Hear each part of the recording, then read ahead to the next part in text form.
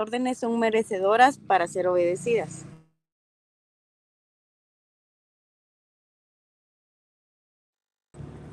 Estas dos pues se van a ir analizando conforme vayamos estudiando un poquito las razones por las cuales debemos obedecer el derecho. Creo que es importante que nosotros nos preguntamos, que nos hagamos dos preguntas aparte por qué hay que obedecer el derecho, sino que a quién debo de obedecer y por qué. Creo que debemos hacernos esas preguntas porque al momento de que nosotros planteamos la forma de cómo obedecer el derecho, pues surge en eso, ¿verdad? ¿A quién debo de obedecer y por qué? En este caso y actualmente nosotros obedecemos a las leyes que rigen el país, ¿verdad? Que nos prohíben determinadas conductas y por qué las seguimos, pues porque es parte de nosotros cumplir como ciudadanos, respetar las normas vigentes del país. Bueno, en la siguiente diapositiva vamos a ver la ilustración de una conversación, que es una conversación donde se narra una historia de Sócrates cuando fue condenado a muerte por corruptor de juventud. También de Crichton, que es amigo de Sócrates, que lo visita y se pone a escaparse.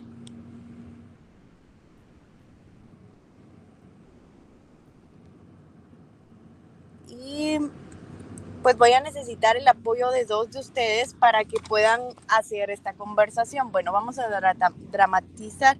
Uno va a ser Sócrates y el otro va a ser Cliton. No sé quién quiere participar y pues las personas que sean Sócrates lee la línea de Sócrates y la otra persona que participe va a leer la línea de Cliton. Si me pudieran levantar la mano alguien que quiera participar y si no, pues los elijo yo.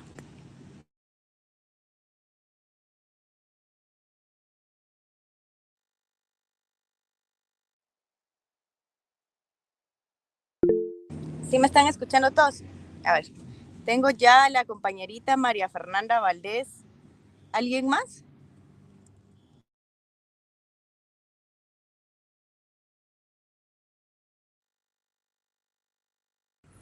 Y Walter Estuardo. Ok, bueno.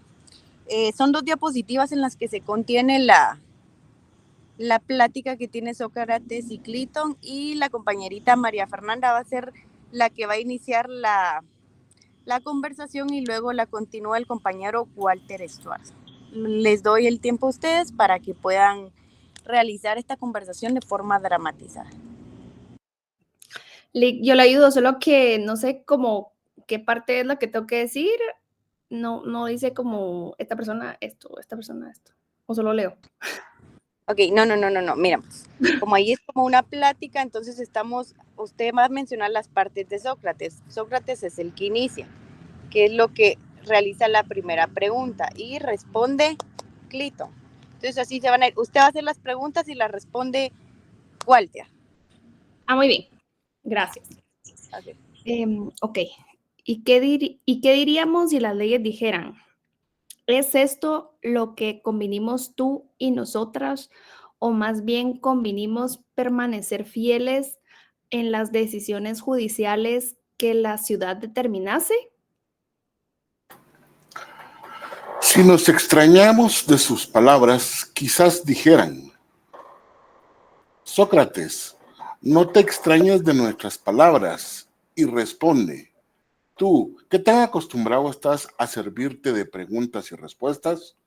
Vamos a ver, ¿qué acusaciones tienes contra nosotras y contra la ciudad para intentar destruirnos? En primer lugar, ¿no te dimos nosotras la vida y, por medio de nosotras, desposó tu padre a tu madre y te engendró? ¿Tienes algo que reprochar a las leyes que se refieren al matrimonio? No tengo nada que reprocharles, diría yo. Y a las que se confieren a la crianza de los hijos y a la educación en la cual tú también has sido educado. ¿Acaso no disponías tan bien aquellas de nosotras establecidas para ello, recomendando a tu padre que te acusase en la música y en la gimnasia? Sí, afirmaría yo. Entonces, si gracias a nosotras naciste, fuiste criado y educado, podrías decir en principio que no eras resultado de nosotras y esclavo nuestro, tú y tus progenitores. Y si es así, ¿crees que tenemos los mismos derechos?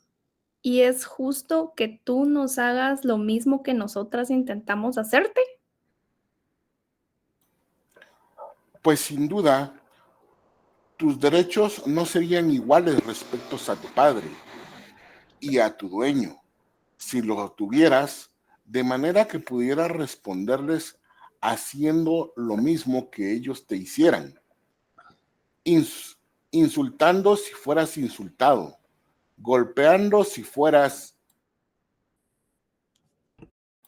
próxima,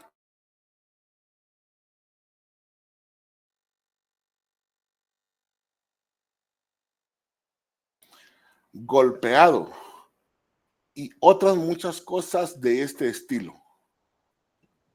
¿Te sería posible, en cambio, obrar con respeto a la patria y a las leyes, de manera que, si nosotras nos proponemos matarte, considerando es justo, tú intentes, en la medida de tus fuerzas, destruirnos a nosotras, las leyes y a la patria, y afirmes que, al hacer esto, haces algo justo tú, que en verdad te ocupas de ejercitar la virtud?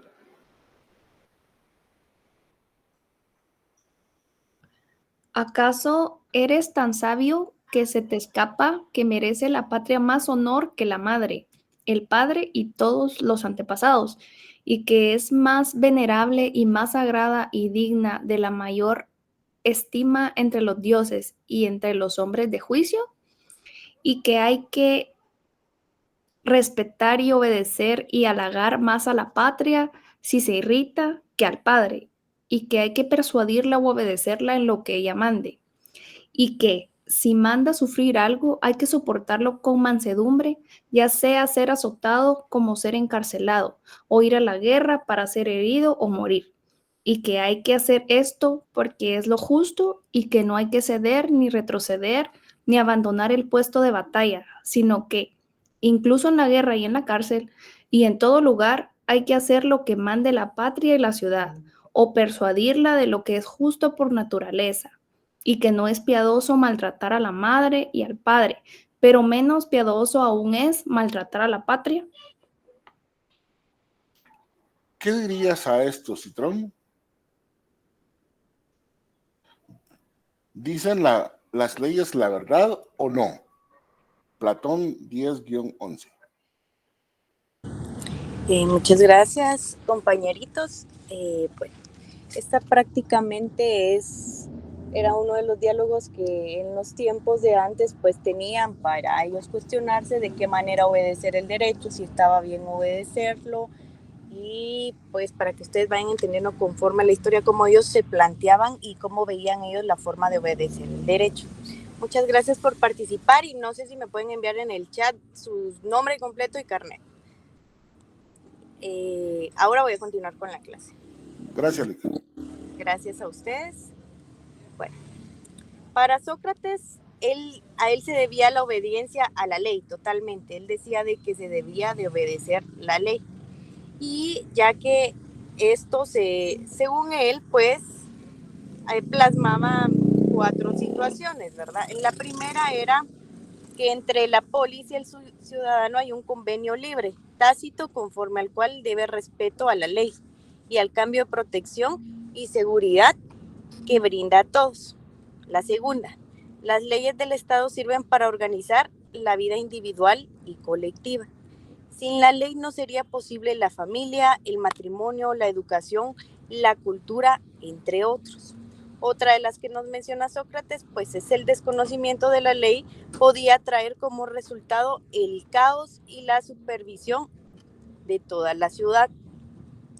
Y la última razón que nos dice Sócrates, pues que para obedecer el derecho es prudencial, el cual se fundamenta en un cálculo. ya sea individual o colectivo, de las ventajas o desventajas, entre los incentivos y los costos que supone la infracción de las normas.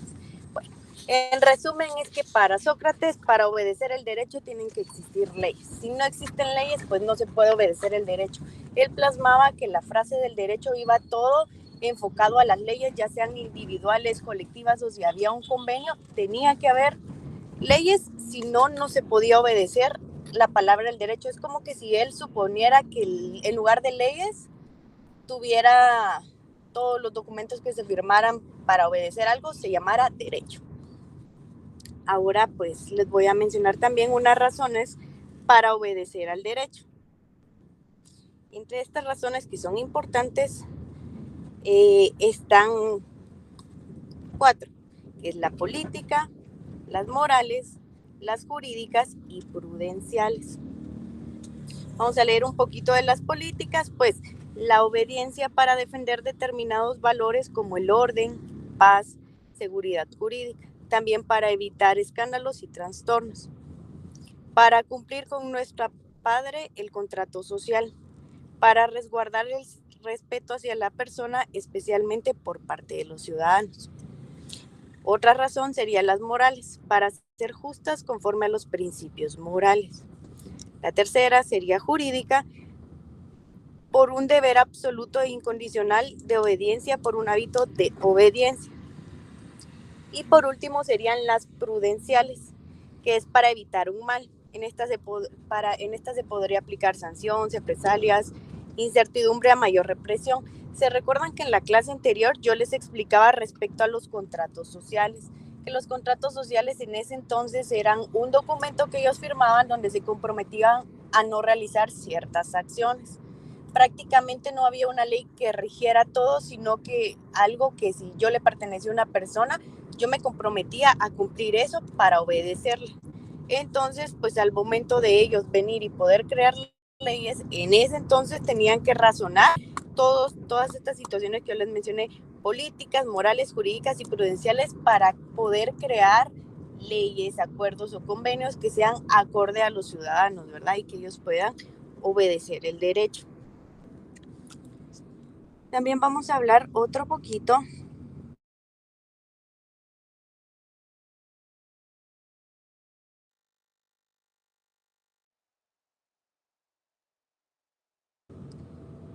del problema de la obediencia y desobediencia del derecho. Bueno, para hablar un poquito de eso, pues tenemos que adentrarnos en el mismo tema que estamos hablando, que es la obediencia del derecho. Y entre estos, pues, hay situaciones importantes que deberían de anotar, que pueden ser tema de examen. Principalmente que Henry Torreau es considerado el primer referente histórico de la desobediencia civil. Y también, pues, entre los antecedentes, pues podemos mencionar que en el año de 1846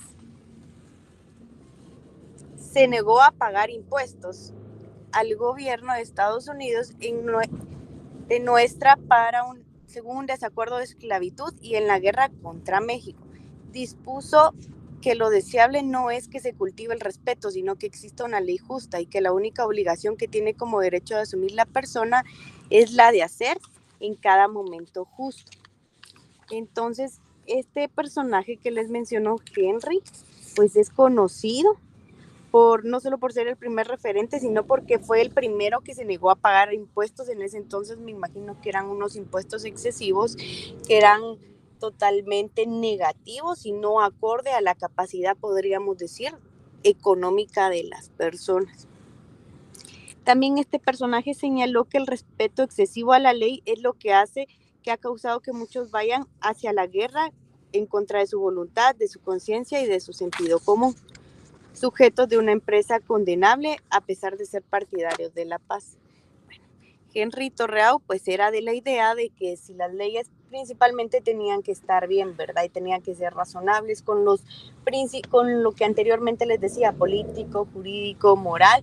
¿Por qué? Porque no todas las leyes van a aplicarse de la misma manera a las personas, ¿verdad? No todas tienen la misma capacidad económica, no todas las personas realizan la misma actividad si nos referimos en en el hecho de impuestos, que era en ese entonces.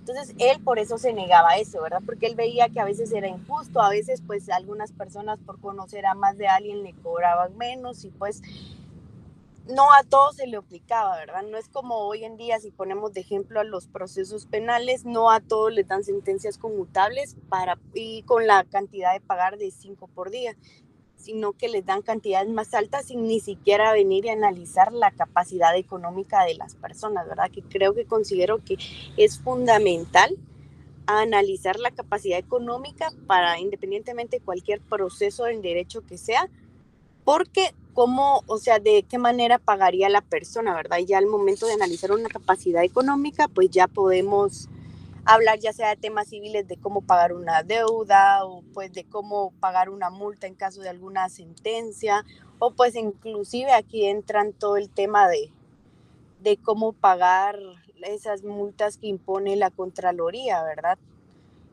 Que se llaman hallazgos. Bueno, continuando un poquito con la clase, también vamos a mencionar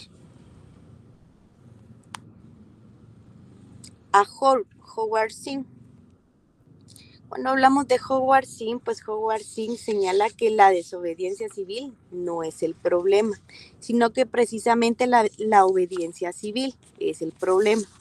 El problema, él dice, que a grandes números de personas alrededor del mundo han obedecido los dictados de sus líderes y gobiernos que han ido a la guerra, y millones han muerto debido a la obediencia.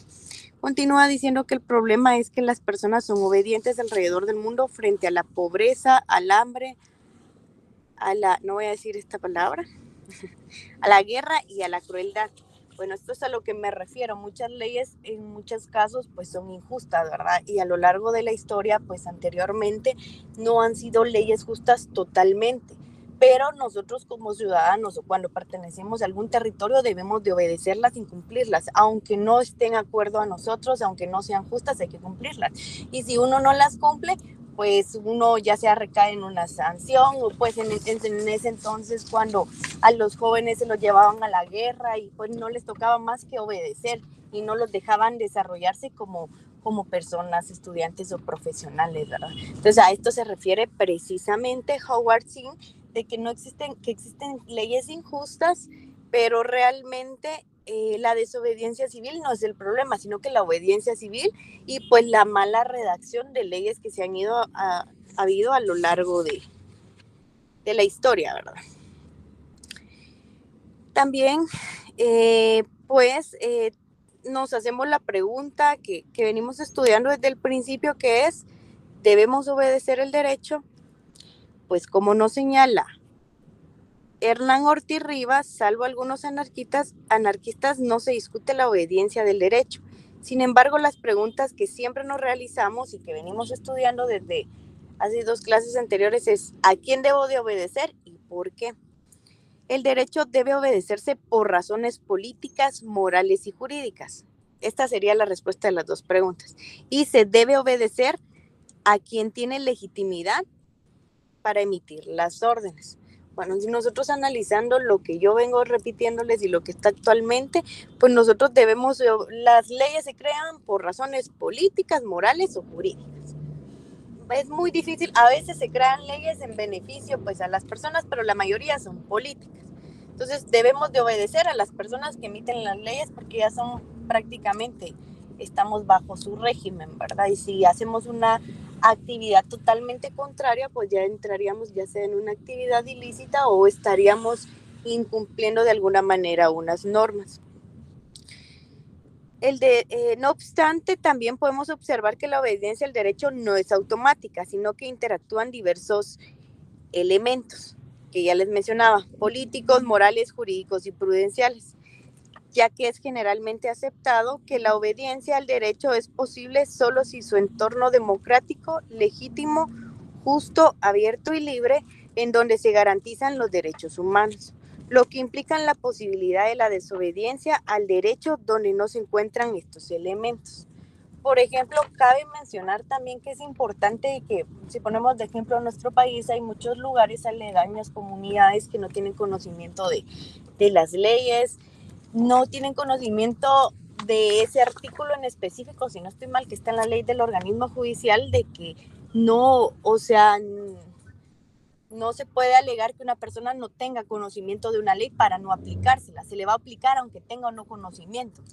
Entonces, realmente es injusto porque tampoco tienen acceso a la educación. Entonces, viene siendo una manera de actuar injusta, ¿verdad? Porque si nosotros vamos a venir y obedecer, para obedecer tenemos que saber que existen ciertas leyes, y muchas personas pues crecen sin saber realmente qué es lo que pasa a su alrededor, qué lo rigen a su alrededor, y pues si realizan una actividad que ellos no sabían que era prohibida, y de igual manera se les va a aplicar la ley, porque como les decía, en la ley del organismo judicial indica que no se puede alegar ignorancia de la ley.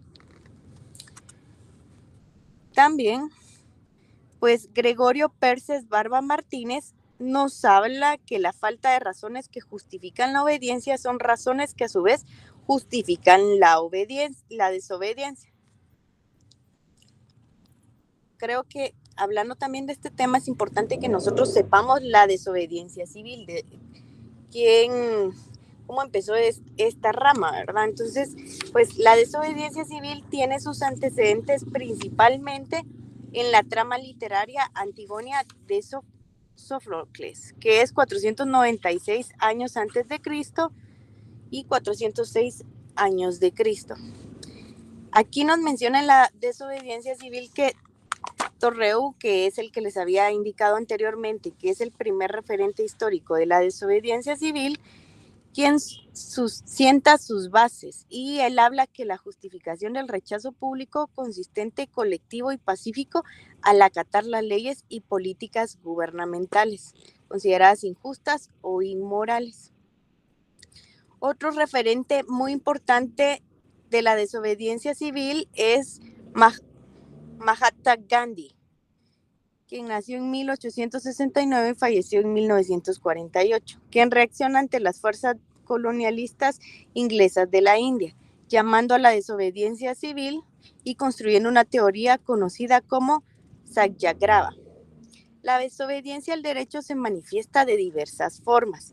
Estas son delito ilícito, el anarquismo, tiranismo, terrorismo, revolución y desobediencia civil. Cuando utilizamos estos diferentes términos, pues nos estamos refiriendo a todos los términos que se han visto a lo largo de la historia, ¿verdad? Actualmente, si nosotros desobedecemos una ley, pues sería un delito o un ilícito penal.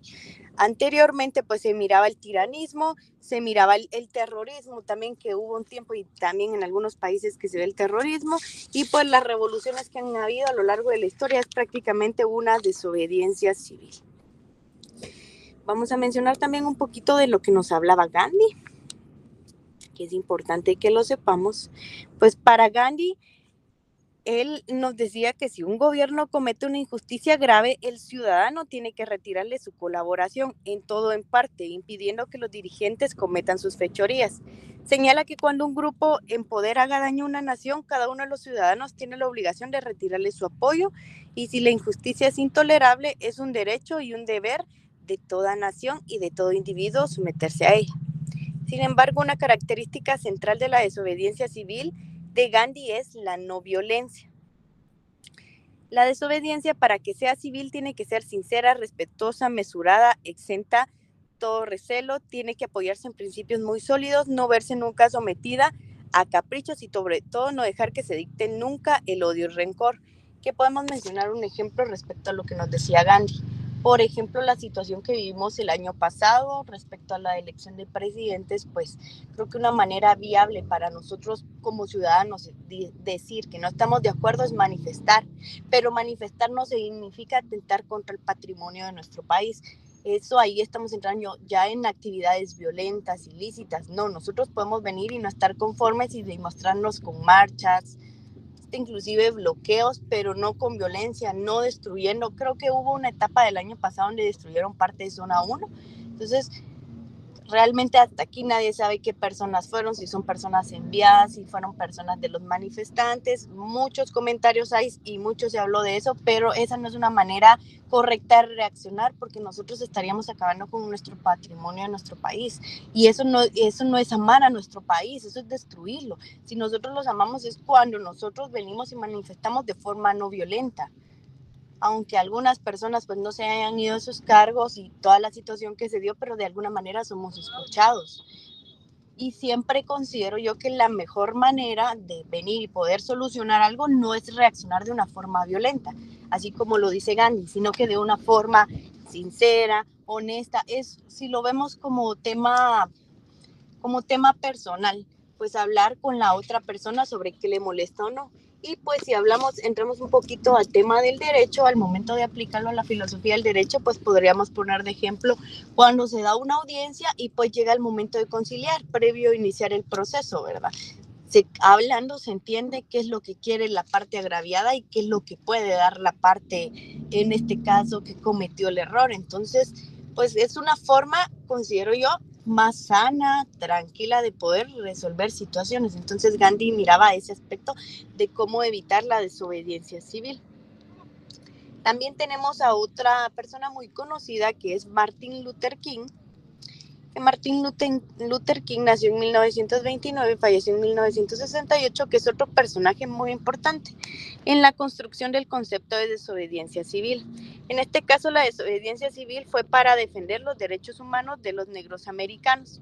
Aquí también se trata de una desobediencia pacífica, pública y aceptación a las sanciones. Señala a quien quebranta una ley injusta, lo cual debe ser abiertamente, amorosamente y con voluntad de acatar el castigo de tal manera. Un individuo que quebranta una ley que según su conciencia es injusta y voluntariamente acepta el castigo yendo a la cárcel para hacerse consciente a la comunidad de la injusticia de esa ley, en realidad expresando el profundo respeto a la ley. La finalidad de la desobediencia de King también es cambiar la situación de injusticia, el que refiere de crear tal crisis, establecer la tensión creativa que en la comunidad se ha negado constantemente a negociar y que se vea forzada a enfrentarse al problema. Esta es la visión un poquito acerca de la desobediencia civil de Martin Luther King. Y bueno, cabe resaltar también que es importante mencionar que en todo el mundo se ha visto movimientos de desobediencia civil en defensa de libertad de las causas. Por ejemplo, México no es una excepción. Algunos casos que se presentan con la bandera de desobediencia civil son los siguientes. Entre esos, pues vamos a ver 5, a hacer mención de 5, que uno fue en 1988 en protesta a la jornada electoral con muchas irregularidades del candidato presidencial frente al Democrático Nacional en Cuauhtémoc. Cárdenas pues convocó a movilizaciones en defensa del voto. Los resultados oficiales dieron al triunfo a Carlos Salinas de Gortari. En 2021, también del municipio de San Salvador Alterco llamaron a realizar un movimiento de resiliencia civil para impedir la expropiación de unas hectáreas de la tierra para construcción de un aeropuerto. En 2006, la Asamblea Popular de los Pueblos de Oaxaca llamó una resiliencia civil en protesta al desalojo de nuestros en sección en la Plaza Ciudadana de Oaxaca. Y en 2014, pues que un estudiante llamó a una protesta en contra del incremento del boleto del metro. La desobediencia civil consistió en pasar controles del metro sin pago. Bueno, estos podrían ser unos casos, ejemplos que se han dado en México. En Guatemala pues también se ha dado la desobediencia civil. Como les digo, anteriormente hemos visto muchas protestas y creo que cuando ya actuamos un poquito con violencia o pues cuando tratamos, por ejemplo, al momento que las personas realizaban sus marchas, tienen todo el derecho de hacer huelgas, marchar, expresarse, pero al momento de realizar bloqueos, de alguna manera hacían una desobediencia civil. ¿Por qué? Porque hay mucha gente que en los pueblos cultiva y que no pudieron pasar, no pudieron vender sus productos, perdieron mucho dinero y causaron un agravio a esas personas. Entonces, de alguna manera se está volviendo una desobediencia civil porque es un conjunto de personas que realizan actos que tratando de decir algo, ¿verdad? Y diversos actos se pueden tomar como desobediencia civil que se han dado a lo largo del país, ¿verdad? Anteriormente también cuando existía la guerrilla, se dieron muchos actos acá en Guatemala y pues con todo también, todo el tema del feminismo, de venir y marchar que marchan las mujeres, aunque yo no estoy de acuerdo que manchen las paredes o que quiebren cosas, porque como lo repetía, es parte del patrimonio de Guatemala y es importante que nosotros lo cuidemos, porque si nosotros no lo cuidamos, nadie lo va a cuidar. Y a veces pasa que nosotros lo destruimos, y si el gobierno a veces es corrupto o pues no está la persona correcta, no lo recuperan, no lo componen. Entonces nosotros vamos desgastándonos, o sea, no solo mentalmente, sino que desgastamos al país en su patrimonio. Y pues por último les voy a mencionar a Hannah Arendt. Hannah Arendt, es importante señalar que la desobediencia civil es el resultado de cambios necesarios y deseables, o de la deseable preservación o restablecimiento del statu quo. Por ejemplo, la preservación de ciertos derechos. Sin embargo, la ley en un tiempo de rápido cambio puede manifestarse como fuerza restrictiva debido al carácter estabilizador. Uno de los ejemplos claros que podríamos hablar que nos menciona Hannah Arendt, pues podría ser cuando las personas estaban protestando el año pasado y pues la fiscal ordenó al ministro de Gobernación que actuara en contra de las personas, ¿verdad? Que enviara policías. Entonces, había una desobediencia civil, sí, pero ella estaba tratando de utilizar una fuerza restrictiva, según ella, para venir y estabilizar toda la situación que se estaba llevando. Entonces, si yo les llego a preguntar que me pongan un ejemplo de desobediencia civil, me pueden colocar un tema actual de Guatemala, ¿verdad? Siempre y cuando sea un conjunto de personas que estén tratando.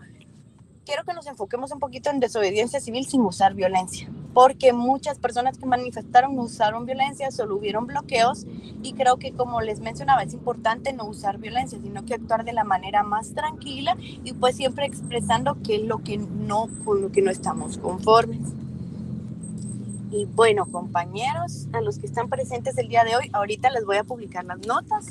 Quisiera que me revisen de una vez su nombre o número de carnet. Yo lo copié como ustedes me lo escribieron, porque yo todavía no tengo acceso al sistema y no sé si coloqué algún carnet mal. Para que ustedes las puedan verificar, y si hubiera que hacer una corrección, me lo dicen ahorita en clase y yo con mucho gusto lo corrijo. Solo estoy viendo el compañerito Walter y la compañerita María Fernanda, no sé si me enviaron sus datos. Vamos a ver. Sí. Okay. ¿Dónde publicará la nota, Lida? ¿En Classroom o las aquí en el chat? No, ahorita las voy a publicar en Classroom.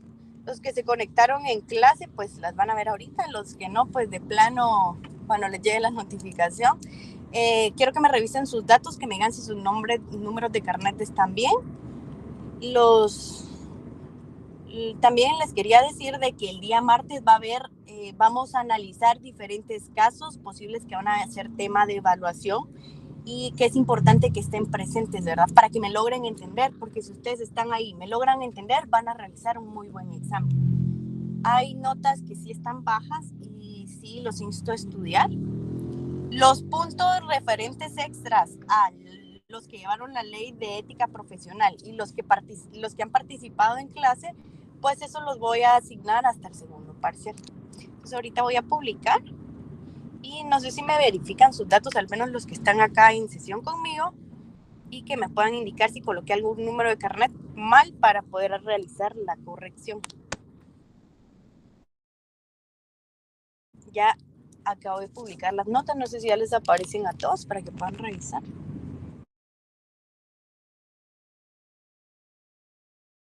Ya, Lida. Ok. Sí, bien, si ustedes necesitan revisión de examen, la haríamos el día martes, después de clase, claro, porque sí tenemos que estudiar un poquito de los casos. Tienen que aparecer en el listado que me firmaron ese día, y pues yo con mucho gusto llevo los exámenes y pues realizamos una revisión de examen. Y pues... perdón. Sí. Mi nombre está mal escrito. Ok. Soy la número 3 del listado. ¿Me lo podría escribir aquí en el chat para yo corregirlo en el listado y luego volver a subir el listado corregido? Perfecto, Lida, ahorita. Los que Gracias. tengan errores, por favor, enviármelo. Los que están acá conectados, enviármelo por acá para yo corregir eso y pues yo actualizar.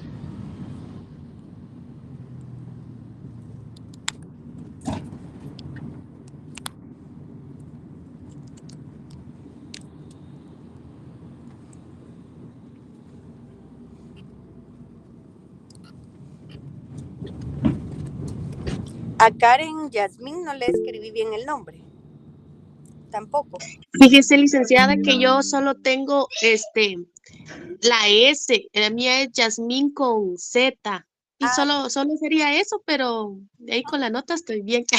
está bien. Está bien, entonces revisen, no sé si más voy a estar acá para que me envíen todos los datos que tengo que modificar.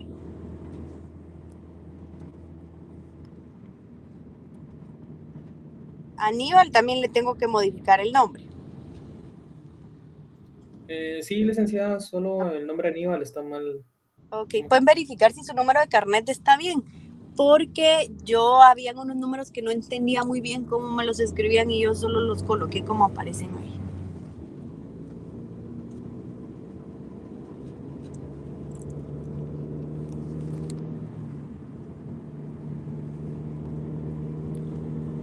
Ustedes me dicen también si tienen alguna duda respecto a la clase de hoy. No sé si todos los que están conectados ya revisaron su nota o todavía no la han revisado. A Mónica Johanna también le tengo que escribir el nombre. Sí, licenciada, está mal escrito el Johanna. Gracias. Ok. Estoy tomando nota de lo que ustedes me dicen. No sé si existe alguien más. A ver. La número 78, su segundo apellido es Valdés. Valdés con S, ¿verdad?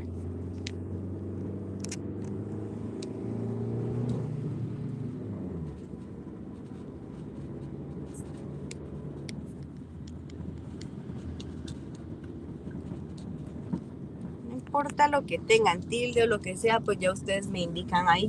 Yo sigo tomando nota acá de lo que ustedes me dicen.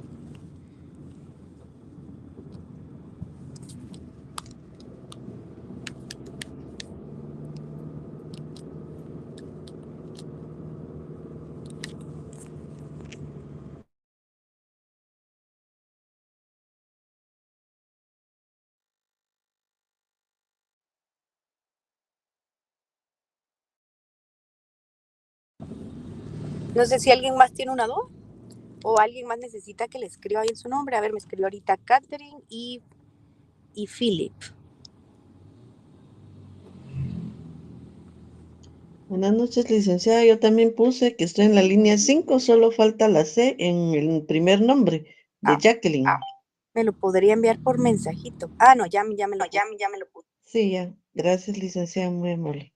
Bueno.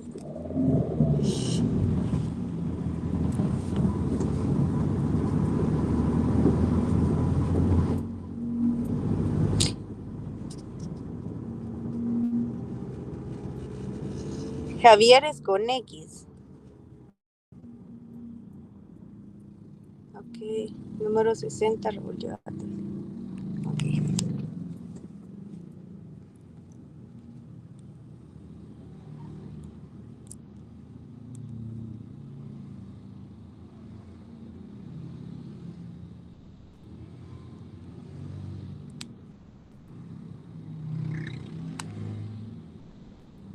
¿A alguien más hay que hacerle modificaciones?